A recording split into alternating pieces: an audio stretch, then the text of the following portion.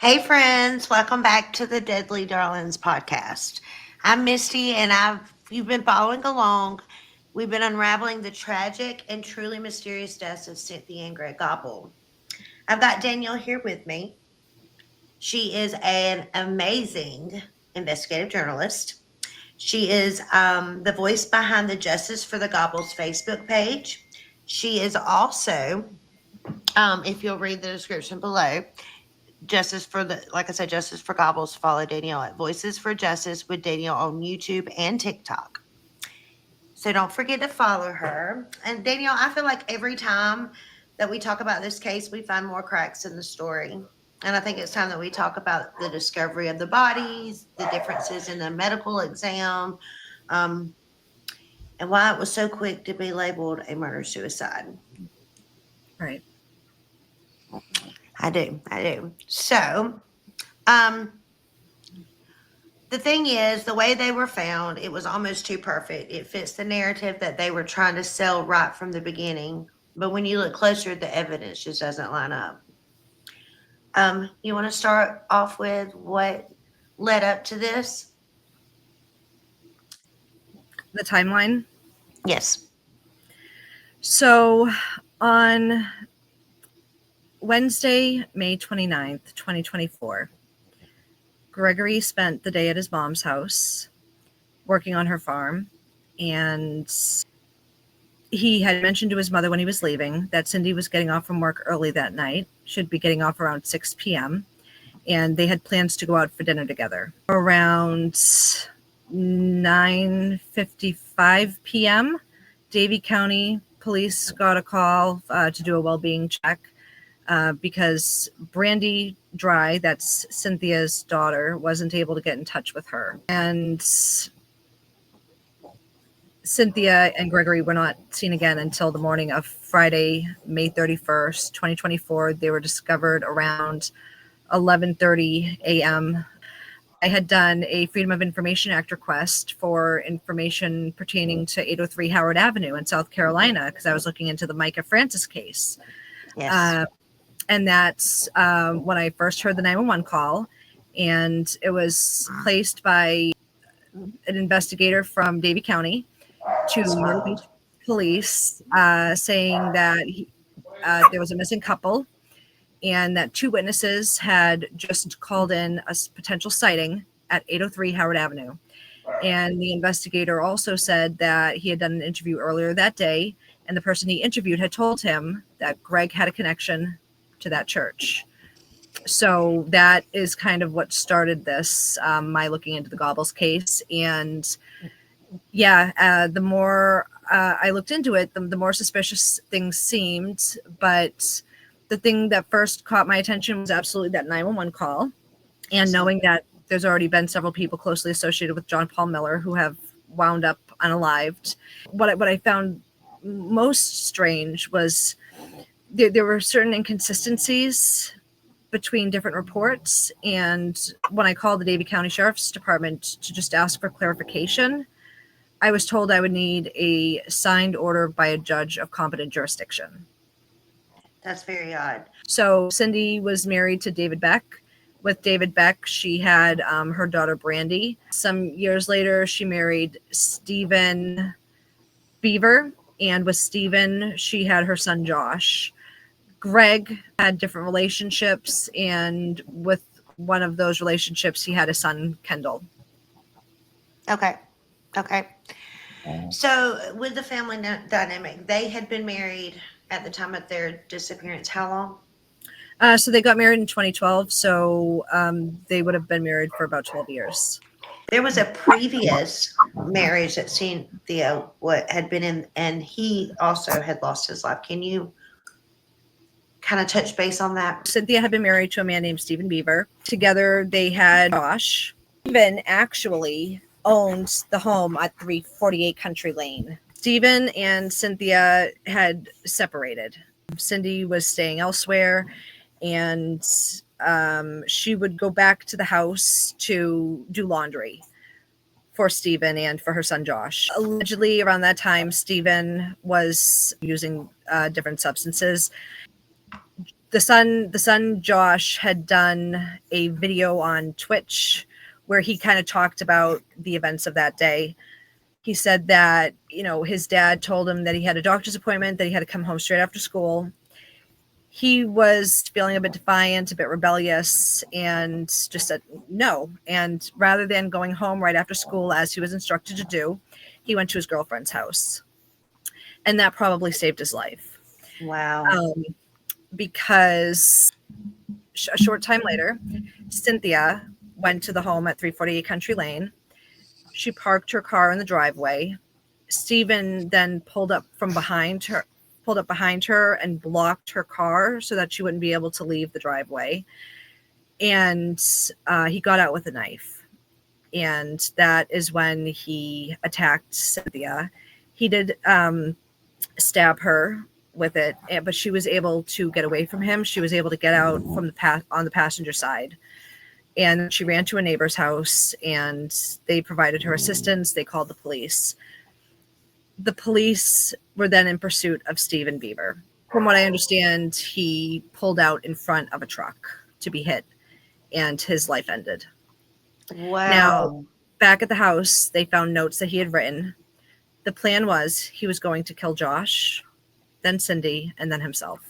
He's going to annihilate the whole family.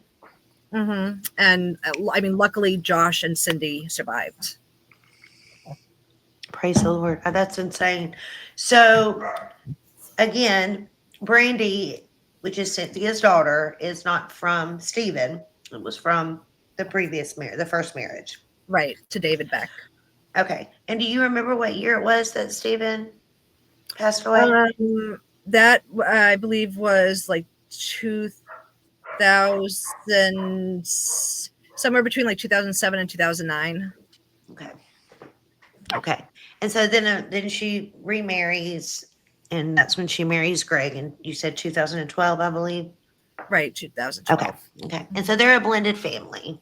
Do you know anything about the dynamics of how the family lived? How were they? When he got married, was all the kids still in the house, or?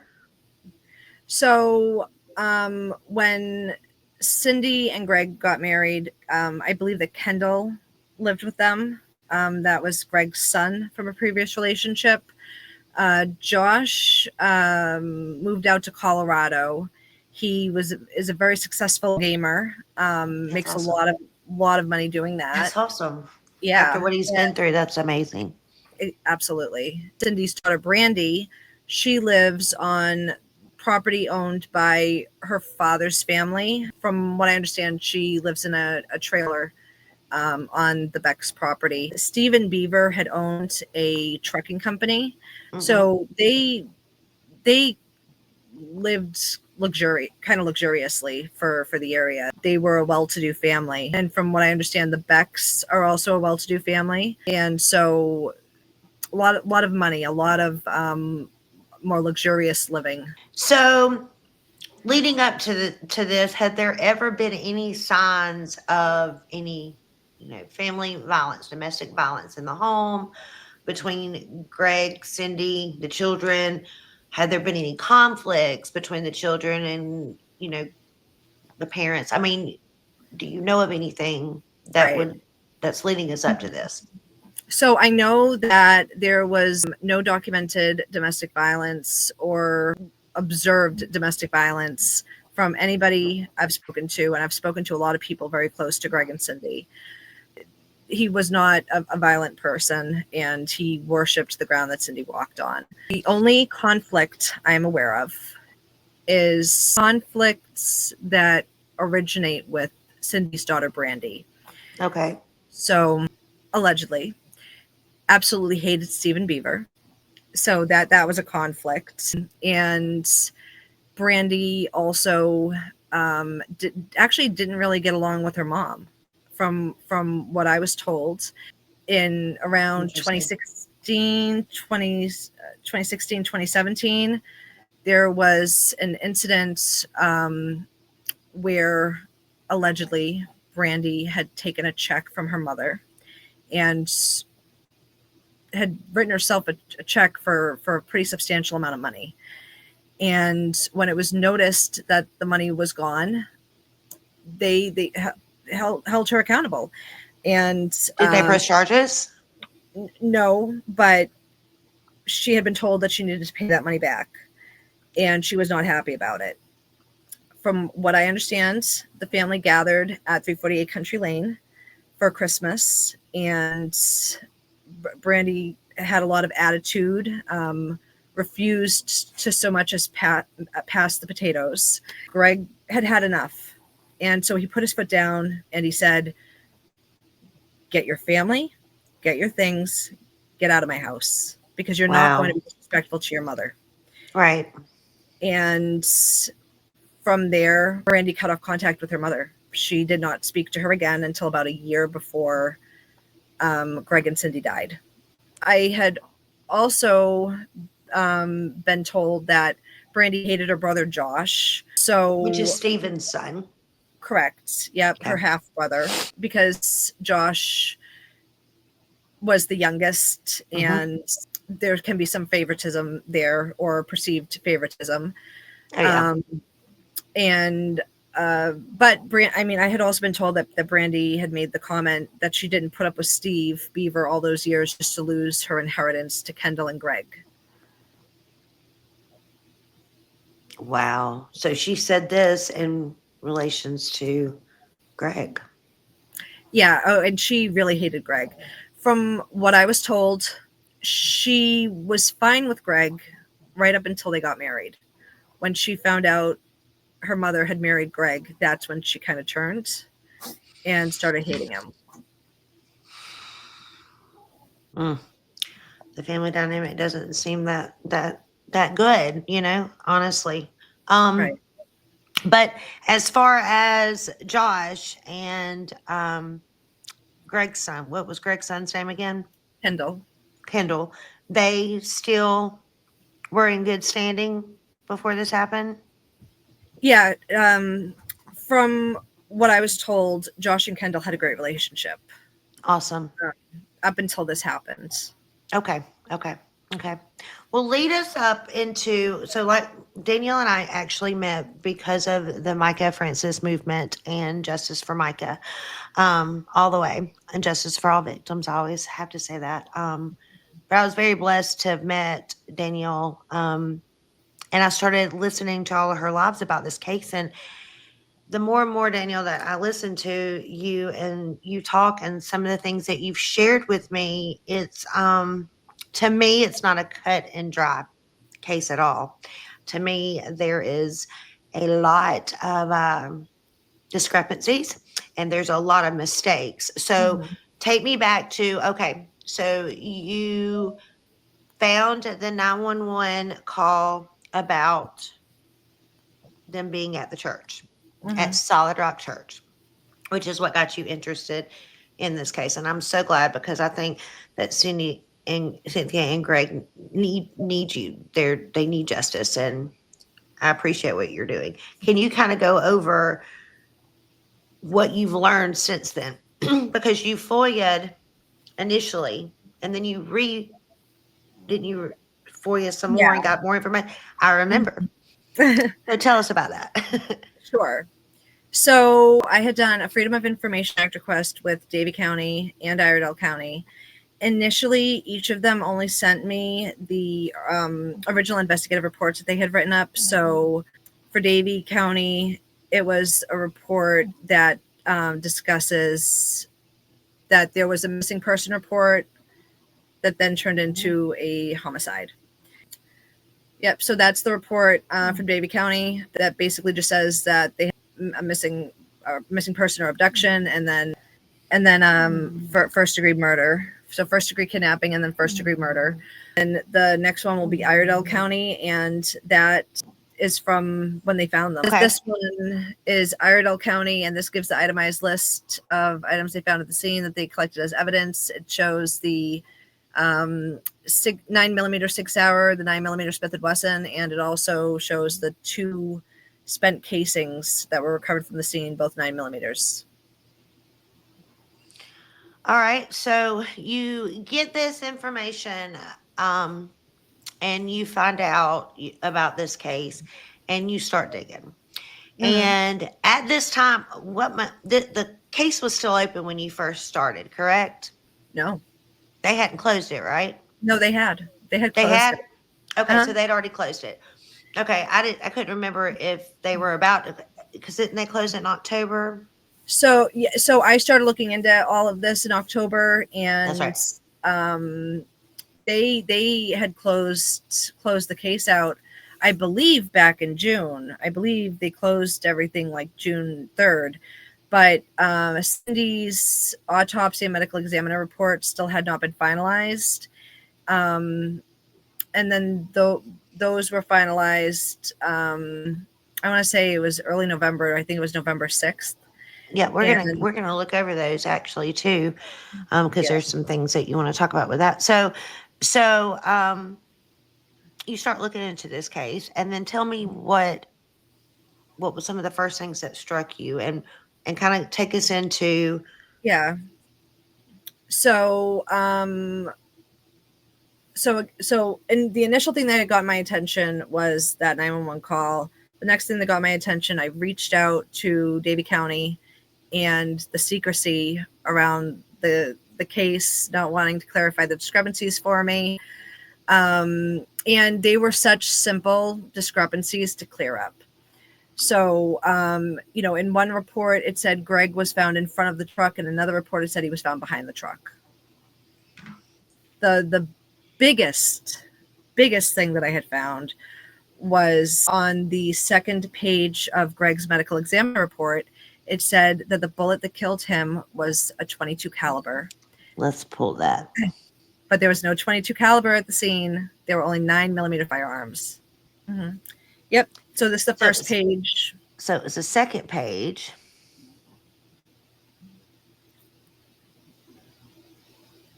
There we go. Yep. And right there, handgun caliber 22. And tell us about why that is interesting. Why that means that he didn't do this to himself.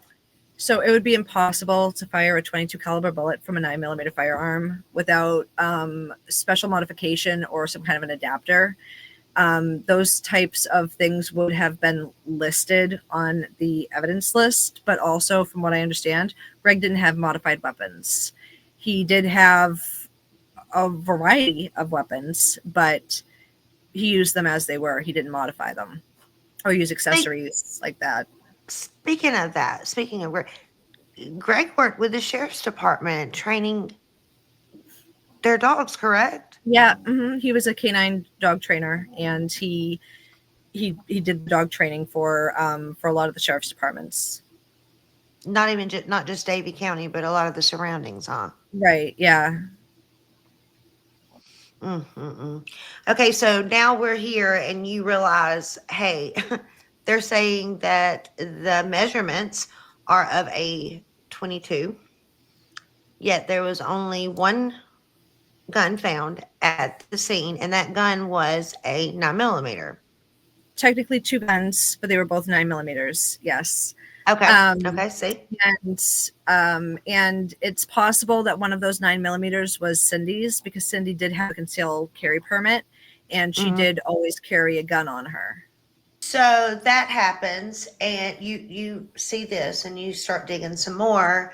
Um, then when do you open up and start because you first started the Facebook page, correct?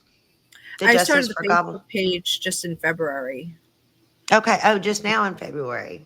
Mm-hmm. Okay. So did you had your YouTube already and your TikTok already? Yeah, people private messaged me. A lot of people started private messaging me, and people who knew both Greg and Cindy, and they all said Greg would not have done this. He just wasn't like that. He was the type of person who would pick up the phone and call in a suspicion of a crime being committed. He would never be the one to commit the crime. Right. And because of that, I wondered if there might be more people who felt that way. And so I started the Facebook page. I wanted to be as transparent as possible, put the documents up there and let people see for themselves, because a lot of people in North Carolina have concealed carry permits, and they know that you cannot fire a 22 caliber bullet out of a 9mm firearm. You just can't do it. You sure can't. I reached out to some friends of mine who work for medical examiners' offices, who had the pathologists they work with take a look, and just in case anybody ever did try to claim the 22 was a typo, they confirmed for me that those measurements are impossible to occur from a 9mm. A bullet wound that small can only be made by a 22. And that is science. Science, people. That can't be changed. But are you ready to jump into that? Sure. Okay. So we're going to kind of skip ahead a second, because this is kind of where things took off for a lot of us. A lot of us were just, when you went live about this, and you had called me and we had looked at things and talked about it, but when you went live, it just blew our minds. Okay, so let's start with the phone call. You were talking about the lash, or the kickback, or not even the kickback, the standoffish of the Davie Sheriff's Department about giving you any information. So kind of go there into what we're about to talk about. Yeah. So anytime I have ever called Davie County Sheriff's Office, I have been told, when I talk to the sheriff, he tells me he was not the person who directly investigated the case. Therefore, he said, I don't know to every question I asked him. And that actually had also stood out to me, because I talked to him once and I asked him if he had ever heard about JP, and I told him the whole backstory of how I even came to hear the 911 call to begin with. And he told me he had never heard about JP Miller. So I gave him a little bit of background. I explained to him how I heard the 911 call and why I'm calling him in that moment. Right. A while later, I called him again, and I had said to him, well, I'm sure you know by now about John Paul Miller, and he claimed he didn't know anything about him. Okay. And so I was like, okay, well, since I recently spoke to you and told you all about him, I know that's not true. Wow, really? And then it was the same one. it was the sheriff. So yes. And then it wasn't just a deputy. Go ahead. Yeah. And so then other times I've called, I also called to speak with the investigators who actually investigated the case. I called to speak with Chad Hemmings and with Captain DJ Smith. They also would not answer any questions. Captain DJ Smith wanted to know if I was a podcaster. I corrected for him that I had a YouTube channel and a TikTok, but not a podcast.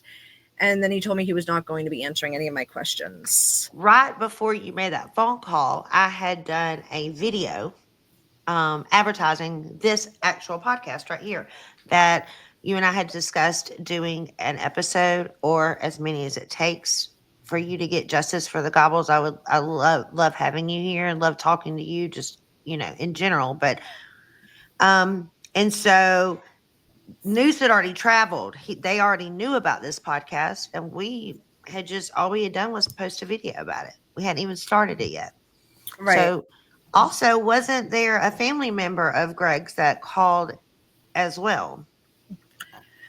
So in that video that you had made, correcting DJ Smith and letting him know I addressed him. I sure did. Podcast. That's what we do.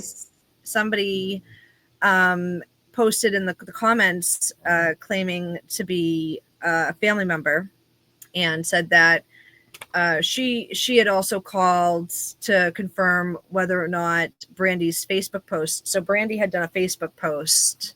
That's right. And so somebody had come onto the Facebook for the Gobble page and was commenting, telling me to look at her aunt's Facebook page because it was a typo and I was wrong and I needed to know that and to correct the story I was putting out there. I am going to continue. Go ahead. I'm going to put this up on the screen. I have the actual Facebook post, if that's okay with you. Yeah, sure. And so I then told the young girl that I couldn't see that person, her aunt's Facebook page because it was, private. And her aunt is Brandy Dry, which is Cindy's daughter. So then she sent me screenshots and it said it was a typo. I just confirmed it with the sheriff's department. So I had called the Davie County Sheriff's Department. I asked to speak to Captain DJ Smith. He told me he wasn't going to talk to me. Then, alleging that I was a podcaster, you put out your video, and then somebody alleging to be a family member said that she had also seen the screenshots that were shared to the Just for the Gobble page about Brandy's post. So she had reached out to the sheriff's department to try to confirm whether or not that was true because nobody in Greg's family knew anything about there being a typo. Nobody was informed of anything. And that is when they asked her if she had talked to Brandy because she needed, I guess, her permission, Brandy's permission, to find out about changes made to Gregory's report. So I'm going to exit out of that. This is where I'm at with this. We're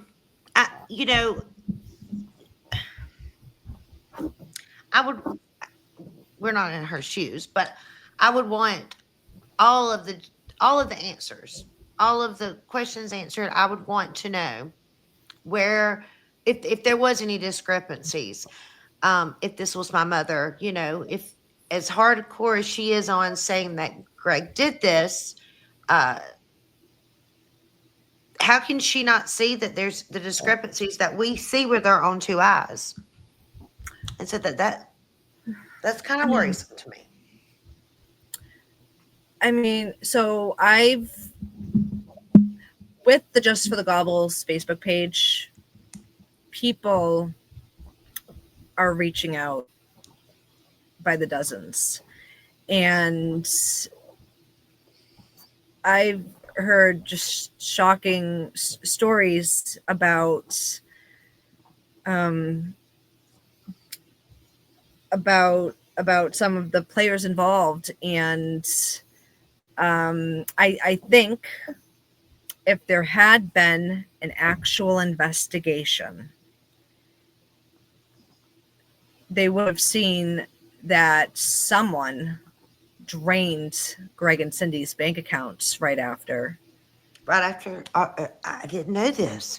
Do elaborate, please. So Greg actually had a good amount of money. He had gotten money as a beneficiary, I believe. But I just know that he had a good like $30,000 or $40,000 in the bank, and he and Cindy had a joint account.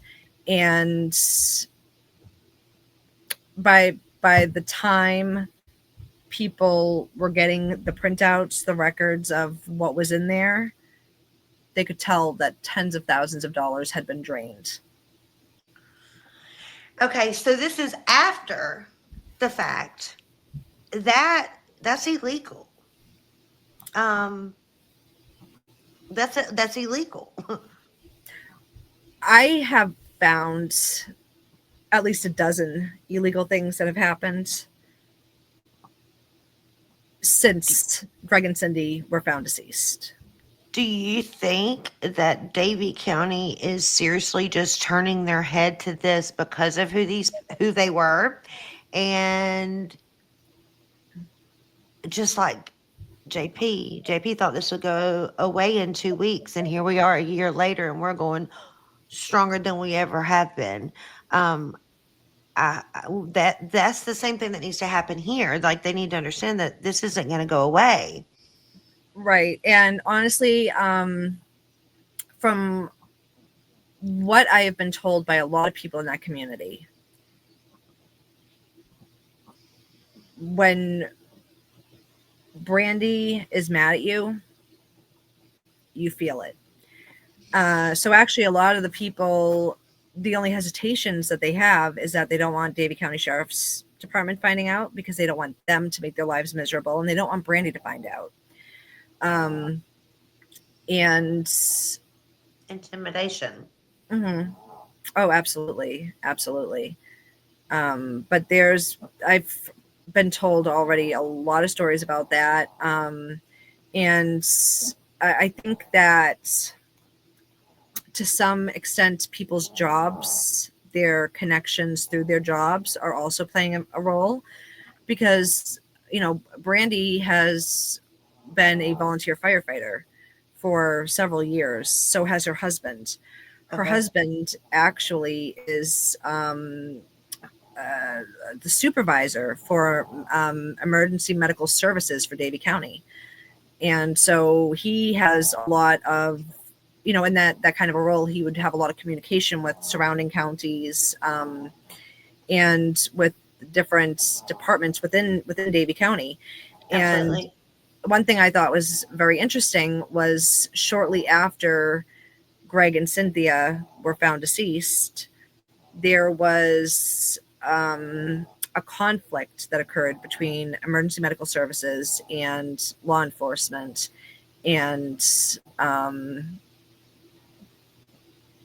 yeah, there was conflict. There was a lot of tension.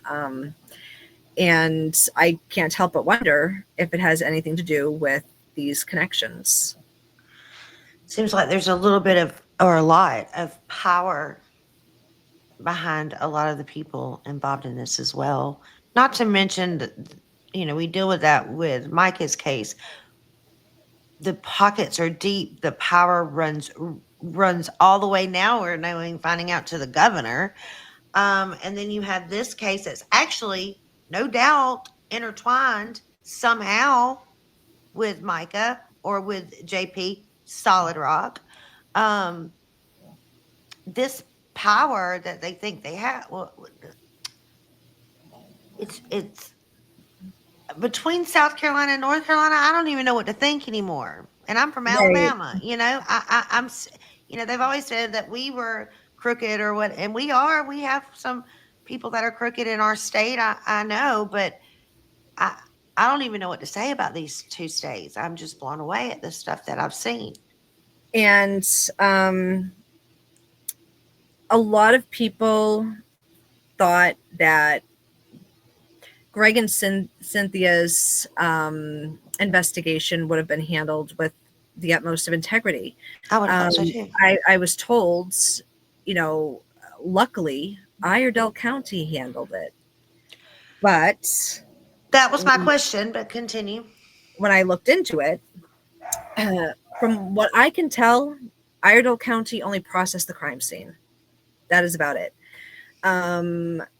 Because, when I reached out to the medical examiner's office, the one thing they did tell me was that that all the possessions had been handed over to Davie County, all the evidence, all the clothing, the things they had on them, anything that was sent in with the bodies went to Davie County.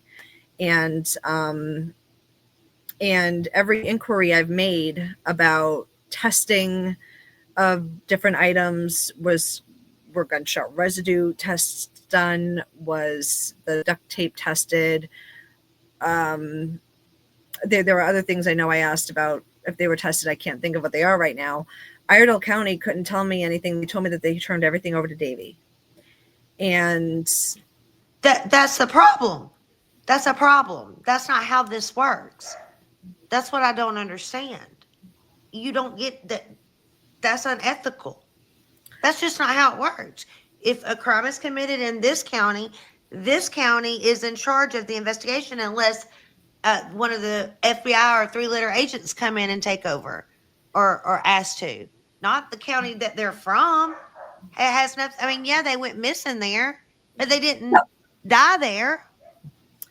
So, and I also had spoken to a lot of people who are family members of Greg and Cindy's,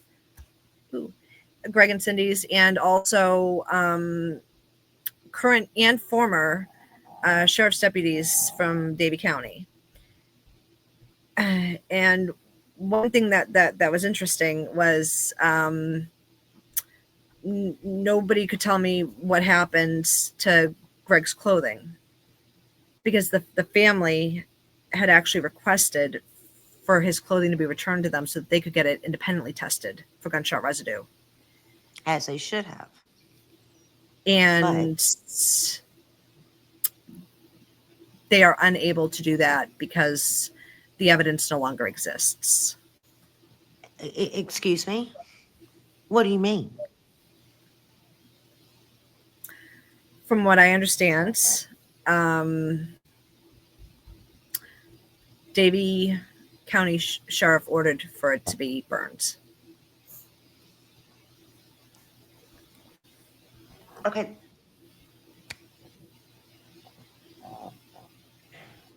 Okay, I'm blown away even more. I didn't even know that. I don't. Maybe you've told me, but no, you've never told me that. That just didn't even register. If you did, that is insane, Danielle. Insane. So far we've got the fact that a 22 was used but wasn't found at the scene on Greg. We know it was because of the measurements. We have the fraudulent change of the medical examiner report that was also never, like the next of kin, the family of the decedent whose medical record this is, was never informed of this change. But the daughter of the person Greg is being accused of unaliving, that person was told about the change. To take it a step further really quick, Cindy's estate is suing Gregory's estate. And so what Davie County did was they gave one side kind of like a huge like leg up, if you will, by informing them of a change that's significant. And but at the end of the day, the measurements don't change, and the measurements that Greg's wound could not have been made with a 9mm. They can change all the reports they want. It does not change the size of the wound. no, that's not or the weird trajectory. The trajectory is another really weird thing. Tell me about that. It just seems so incredibly awkward to have been self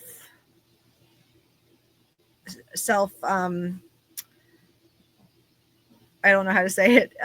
We're on you. We'll be on YouTube, so in Spotify, you're more than welcome to say it. Okay. But yeah, so incredibly awkward, but also, so in most self unalivings, there is an upward trajectory. In Greg's case, it was a downward trajectory.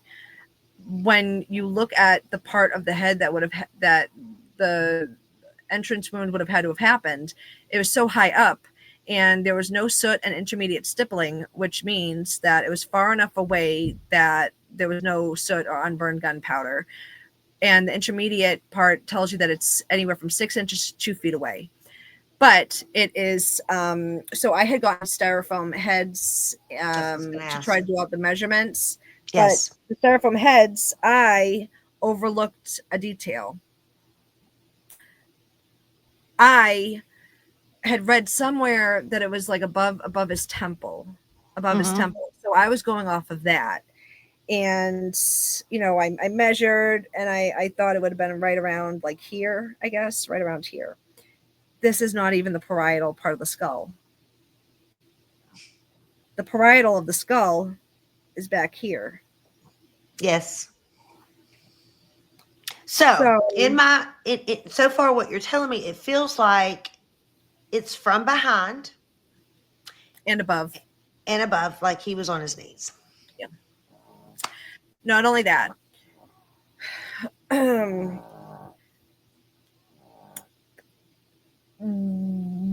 I take that into consideration, right, the downward trajectory, right to left, um, and so trying to work it out like it had been done to himself, I couldn't figure out a way it would have been done without doing a hard lean to the left. But even still, I can't figure out how such a wound would have been sustained with a person still landing on their right side. Oh, He was found laying on his right side. Yeah. that's impossible. So, and it would have been wound right to left, right to left. But I just see the person falling on the left. Yeah. I would think so too. Talk to me. So then we have that, and then we also have, and I love that you did the styrofoam head, and maybe do it again because it was awesome that you did it. But um, try take us into the when you called and to try to get the information. But in the meantime, this is all because Brandy said, not the sheriff's department, but Brandy said that the autopsy was an error. It was a clerical error. And then let's talk about the two differences. Brandy had written the Facebook post. Because of that, I put in a new request with the Iredell County Medical Examiner's Office. And the people who work there are just so sweet. They were so confused by all of this because she had just sent me these reports on October 23rd. For Gregory, and she had just sent me the reports for Cynthia November 6th because that's when those were closed and finalized, and she told me that they sent them to me the same day. And so she couldn't understand why I was requesting these again, and so I explained to her about the Facebook post that Brandy had written a Facebook post claiming that there was a typo and that she had just confirmed it with the Davie County Sheriff's Department, and that the County Sheriff's Department wouldn't confirm it for me. And so I was calling, I put in a new request to try to get it one way or the other. She told me that she could see that she sent me Greg's on October 23rd. She could see that she sent me Cynthia's on November 6th. Then she didn't see anything else until March 6th of 2025, where she sees that yet again, Greg's case was closed. And I confirmed with her on the, I think, third sentence in Brandy's post. It says it's called a preliminary report because it's not double checked. So I confirmed with the medical examiner's office, was this a preliminary report you sent me? And she goes, no, ma'am. We will only send it out when it has been closed and finalized. And completed. Yeah. So then she told me that she saw nothing else until March 6th, 2025, when the case was reclosed. And I had a million questions. Aren't you supposed to notify next of kin? Why does nobody in Greg's family know about this? Why it was his autopsy report. Right. It wasn't Cynthia. It was his. His family should have been. Which is why it was so interesting to me when I saw on the video that you had made that comment from the woman alleging to be a family member that stated she was told she needs Brandy's permission. That right there. Why, when the woman, or was it a man or a woman? I can't remember that said that on my post. Can you imagine being a family member and being told that you have but the other side of the family has all the answers or has to give you permission? And why is Davie County Sheriff's Department taking orders from Brandy? Right. Right. It doesn't make any sense. And I think that that's why a lot of the family members have started to follow the page, because that's the only way they're going to get any updates about the case. And that's sad. Oh, thank God for you, but that's wrong. That's sad. That's just not how this works or is supposed to work. So I Right. think we're finding a little bit more than just some sketchiness. I think we're finding some corruption, some major corruption. And I think that the medical examiner from what was it? The other Iredell. county? Iredell. Huh. I think that they're kind of like, but let's talk about these. Okay, so this one right here is the original. Correct. This one That's the is the new new one. one. Hmm. And so we looked at it with the naked eye and ran it through some systems on there's so many discrepancies in this. But the main thing is now it's been changed on the last page, I think, Well, or is it second that page page? and the last page. So second page, the handgun caliber was changed. In the original report, it said 22, and now on this report, it says 9 millimeter. And then there were, yeah, Okay, let me ask this. How can they do that when the measurements are for 22? technically the measurements are in the autopsy report, and that was completed at is it Winston-Salem Hospital. Now, when I called Iredell and I had these questions, Iredell Medical Examiner's Office, I had these questions. They told me I had to reach out to the hospital where they conducted the autopsy. I reach out to the hospital that conducted the autopsy. They tell me they didn't write the medical examiner report, so they can't answer any of my questions. But from my understanding, the doctor that is listed on the autopsy report, Mark Griffin, supervised or oversaw the medical examiner, Gina Jordan, when she conducted the medical examination. He supervises. But another interesting thing is on the first page of the medical examiner report, the new one, there is a signature in the box to the right. I believe the name is Jeffrey Leach. Jeffrey I'm Leach. sorry. Right here? Yeah. See, Jeffrey P. Leach, Yes. 2/24/2025. So when I looked him up, he is the supervising pathologist of medical examiner students.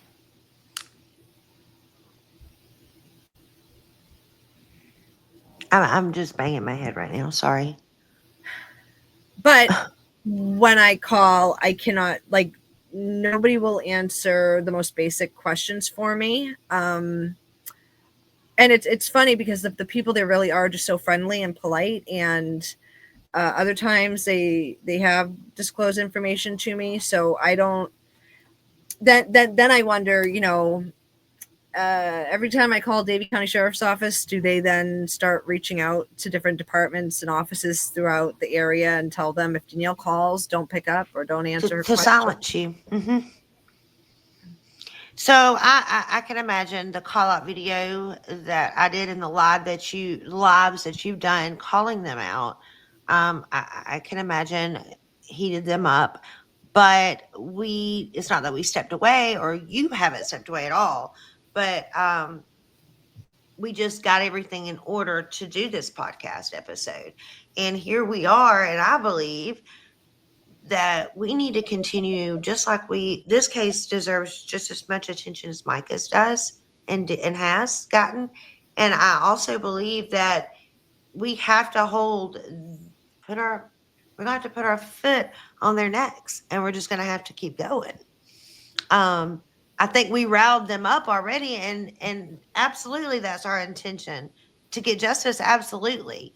Um, we don't mean any disrespect to Cynthia's family by no means. We want justice for her as well. Right. I know you do. I've heard you talk about her. This is not disrespect to them in no way, but talk to me about what's next. At one point in time, we believed they were fixing to open this case back up. there are a lot of silent supporters or a lot of some quiet supporters. They message me. They talk to people in the community about it. They don't feel comfortable saying or doing anything more publicly. Absolutely, they need to be protected. And I think if there are numbers with it, if a group of people make a commitment to come forward and say what they know, it'll be safer. But there is power in numbers, There and is. we need people to say what they know, because it is the silence that is perpetuating all of this, I that is agree. perpetuating the corruption and the intimidation. So, I mean, as of now, the 1 year anniversary is right around the corner. The The 31st or 30th. Yep, 31st. 31st. That's my anniversary to my Oh, husband that was murdered as well. And his oh, anniversary of his murder is the 25th of this month too. So that's another thing that kind of tugged at my heart, you know. right. Yeah, Um, I'm sorry. what can we do as a community? What, you know, we can do all the lives and all the podcast episodes, which we need to continue. Not saying, but what can else can we do as a S- community? Spread the word about seeking justice for the Gobbles, and try to encourage people to speak. To speak Because, up and speak out. yeah, because so far I have spoken to so many different people who loved Cindy and Greg both. And there's so much information that they've given, but not one of them believes Greg could have done this. Not one of them. And I believe there's a bunch of people out there who have pieces. They have pieces that will tie all of this together. And it's just going to take one Hmm. for us to find out what really happens. You know, what you just said kind of took me back again to Micah's case. You said um, there's just one, that one person that told the keys. But you also, right before that, said there's power in numbers. And to hear with Micah, you know, so many people, you said so many people have spoke up to you um, saying that there's no way Greg could have done this versus all of the people that have spoke up and said Micah did not do this to herself. Right. So, you know, you see both ends. And what are we all lying about Micah? All these people they're just lying and there's one person that's telling the truth? I don't think so. And in this case, I think it's the opposite, and it speaks volumes. And every person who has reached out to me has listed at least one of those two reasons for why they will not speak more publicly. And that is the Davie County Sheriff or Brandy. Okay, that's enough. What? Sorry. Um, something has to be done. Um, is there someone other than Davie County Sheriff's Department that we could start contacting? Calling the Davie County Sheriff's Department and demanding that they reopen this case and actually investigate it. I mean, I don't necessarily want to tell people to reach out to me, but I will say I don't trust that Davie County will be honest about Uh, who. no. Yeah. So because of that, I guess I would like to encourage anybody who has any information who does decide to reach out to Davie County to also reach out to me, so that Absolutely. nobody can deny that it happens, later. Shit under the I rug. mean, these people, of course, these people, I will keep them completely anonymous. I will never reveal, anything unless I'm given permission to at some point. I will say this just to encourage anyone that is a witness or might have knowledge of something. Um, Danielle will definitely hold on to her word. She is a woman of her word. Whether it's to do something or not, she is a woman of her word, and you are safe coming to her. She will put it in the proper authorities' hands, I believe. Not, and I think that calling the FBI would be a good idea too. In on this, I mean, were they ever even brought in to talk about coming in on it? I called them when I made the 22 discovery, and you can't fire a 22 from a 9mm. I called them to just kind of let them know that Greg had been sighted at Solid Rock Church less than 12 hours before being found deceased. And the woman laughed at me and referred me back to Davie County Sheriff's Department. So I'm sorry. Yeah, so they're gonna have to laugh at all of us then. I'm sorry. Um, okay. Is there any theories, or shall I say other suspects, allegedly, that there's these theories, how there's always these other theories going around in cases? Is there any of that going on in this, or is it just he did it? He didn't do it. There are a lot of people who think that Cindy's daughter could be involved. Motive?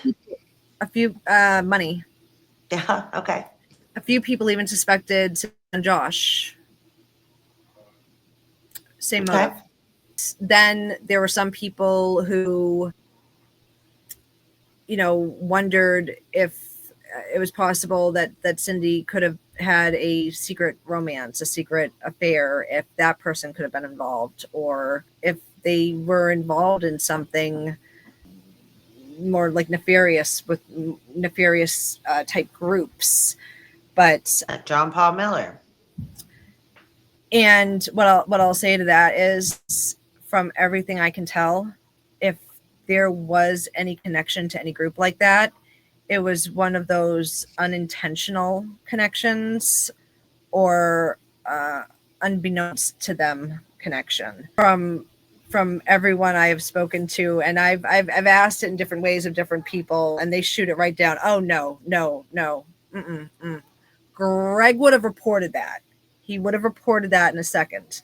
So there's more than likely. However, there is always that, chance that it could have been because it was life or death at the moment, and they were trying to figure out together how they were going to handle it.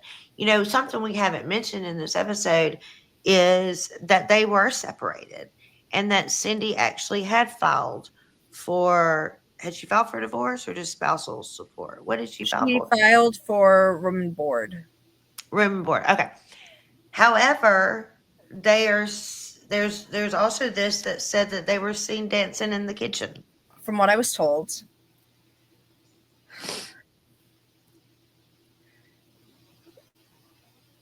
Cindy had been given an ultimatum by her daughter because It's the daughter thing again. Yeah, because she really, really hated Greg, and she really, really hated that he put his foot down with her. Cindy would kind of sit there and take it when the daughter was being verbally abusive. Greg didn't, and Brandy hated that. It's believed by many of the people I've spoken to who knew both Greg and Cindy that Brandy had given mom an ultimatum, basically, if you stay with him, you can't see the kids anymore. And so Cindy had actually been staying in a camper behind Brandy's trailer when she left Greg. And I say left with air quotes because she continued to go over there every day, and they spent time together. They had dinner together. And yes, it was also reported that they danced together in the kitchen. They were still very much in love. I think that one of he just from what people say, was a soft-spoken, gentle man. And I think that him standing up to Brandy was because of her, because of Cynthia. You don't disrespect Cynthia that way, which is what you would want for your mother. You would want someone to be like that for your mother. And just to clarify, him being soft-spoken, very polite, he was like that with Cynthia. People did tell me he could be quick to react or be quick to anger, but he was never, he would have seen that as a disrespect to Cindy. To Cindy. And you don't do that. You know, he Mhm. would he would never have done that, but he would absolutely raise his voice to Brandy to make sure she knew not to disrespect her mama like that. As he should have. Actually, when Cynthia and Gregory were initially reported missing, one of the news stations had reported that, according to Cynthia's daughter, and then they continue talking. Now, most of the information that had been originally reported, or that the news stations had originally been reporting, wasn't accurate. I've spoken to multiple people who told me that the information wasn't accurate, and I was able to confirm it within seconds of looking at it. One of those things was that Cynthia was a diabetic. I wasn't able to find anything in her autopsy report to support that she was a diabetic. And even when we look at Brandy's Facebook post, looks like she was actually prescribed Mounjaro. And from everybody I spoke to, Cynthia was taking once weekly injectable Mounjaro for weight loss. Okay. Now, Brandy had made the statement to news stations and police that her mom did not have her insulin with her, and her mom doesn't go anywhere without it. She needs it. But it's a once weekly injectable that she was actually taking for weight loss. That's just one of the lies that I've been told. Another one was that Greg didn't work, did not contribute to the marital finances in any way, and refused to leave the house because he had nowhere else to go. Right. Greg was a canine dog trainer, and he owned properties. He owned, properties separate from the properties, the 340 Country Lane where they lived together. They each owned properties independent outside of the marriage. So a lot of the claims that were being made were very, very easy to debunk, if you will. But in the room and board paperwork, it says in there some of the same allegations. Greg refuses to leave the house. Greg is abusive. Greg doesn't work or contribute to the marital finances in any way. Greg will not allow Cindy a relationship with her daughter. And it keeps referring back to the relationship with the daughter. That's the opposite of. They didn't have a relationship. Brandy was talking. Exactly. They didn't have a relationship because Brandy cut off contact because she didn't want to be respectful to her mother. It sounded very much like Brandy's voice in the room and board paperwork. Yeah. Now, from what I understand, on Easter Sunday, there was a gathering. And Cindy's family, Greg's family, they were all there. And Greg had made the announcement to family so they didn't have to hear it from some other way, that Cindy had filed for room and board. And allegedly, Cindy broke down into tears and said that wasn't true, was basically calling him a liar, that she didn't file for divorce. She wasn't trying to file for divorce. She hadn't left him. She hadn't moved. She wasn't moved out. She wasn't staying with the daughter. So it sounds like there was a bit of ambivalence about that major decision. Sounds like to me that somebody was behind that. Right. And she didn't want it, and was probably afraid that she was going to lose him because she was trying or was listening to Brandy in some sense. My opinion only, but the fact that decisions are being made to withhold information to a closed case, guys. They are saying this case is closed. From Brandy, with all of the suspicion as well. I'm sorry, Brandy, but there is some suspicion about you now. And those things are being uncovered. And wanting justice should always mean wanting all the truth and nothing but the truth, not just what you want to believe. So letting the Davies County Sheriff's Department, allowing her to make those decisions, well, that's just not even ethical, and it's not legal. But we're going to move forward, and we're going to start fighting even harder, put our foot on their necks, and keep them there. Danielle, you have done an amazing job with this case, an amazing Thank job. And I know that it's more than just a case to you. Um, I know that you are, and you have bigger plans. And I don't know if you want to talk about it this episode, or we'll pick back up after. But you have some good plans that are coming up about this case, and you don't stop. This is what your life has been about for the past couple months, and I think that it's amazing. I think you're amazing. you. But Thank you very much. I think that everything you're doing, is there anything that we're missing that we could talk about in this first episode?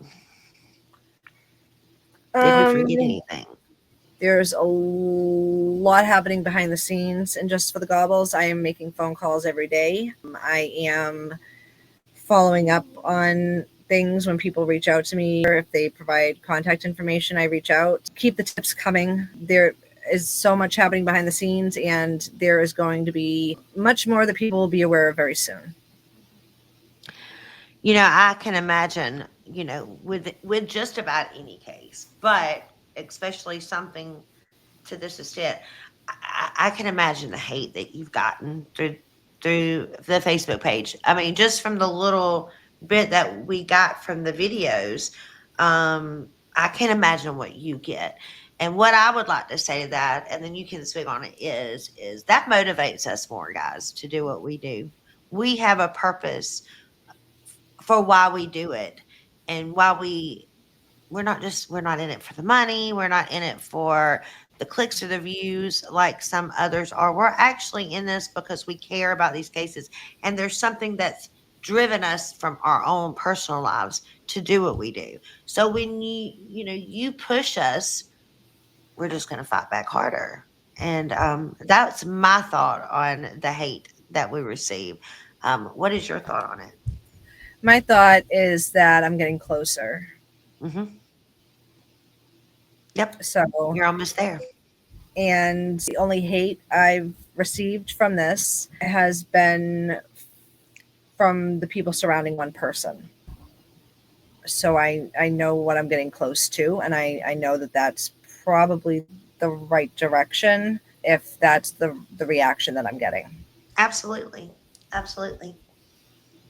I think it's amazing. So I'm going to Um, keep going that direction. Absolutely. We want we want to do this again, if that's in your plans, with a follow up. Yeah. I'm excited for Yes. those things. No, me Yes, too. keep pushing. I'm so proud of you. And Thank you. again, the hate. So if you are out there and you do think that you want to try to silence Daniel, you're attempting to silence a whole army, because she has an army behind her. And again, it just makes us, fight that much harder, and what we do and why we do it. So, and there shouldn't be. Everyone should want to know the truth, and that's how it's always been. We want to know the truth. Like, I look back at the Shanann Chris Watts case, and it's still, people still talk about it every day over here on YouTube and on other apps. And at the end of the day, it's because they want justice, and that's just what we want. They want the answers. That there's still so many unanswered questions, even though the case is closed and he's in prison. You know, Mhm. I believe there's still somebody else involved, and so here we are with the Gobbles case. And Greg and Cynthia, let me show a couple of pictures of them before we get off. But they were a good looking couple. Yeah. They looked They very looked happy. happy. Yeah, they did. She was beautiful. Hmm. And I like this one of Greg. Yeah. And people did tell me that he was a jokester. He was a really funny guy, and that's what I like most about those two pictures is that it really, I think, shows that. I think so too. I do too. Is there anything else you think we can talk about, or are you ready to close this one out and get prepared for the next one? I think that's enough for now, and we'll save the rest for the next time. And again, if there's anything that you think that you can encourage the audience to do for this case, Bubbles, what would that be? Follow Justice for the Gobbles Facebook page. Send any information my way if you are interested in speaking out publicly. If you're interested in being a guest on TikTok, we can an account with a fake name. We can alter your voice. You can even send me a recording of your voice, like after it's been altered, and just have a statement that you want sent off. Because every voice that speaks out about this will make others feel more comfortable in doing the same. Because someone out there has that piece, and you might not know you have that piece, but that's why getting as many people to talk about their experiences with the Gobbles is so important. Please follow the Facebook page. Uh, if you're interested in talking to me, doing an interview, sending me a recording on TikTok, just reach out, let me know. Keep your eyes and your ears open. I agree. I know that our listeners are right here with us. If you're listening right now, don't let this story fade away. Share it, ask questions, demand answers, because I promise this is far from over. We won't stop, not until there is justice for Cynthia and Greg and Micah Francis. Thank you so much, Danielle. I Yeah, enjoyed thank you for it, having and I will see you on the Tiki Talkie. me. Alrighty. Bye. Thank you. Bye.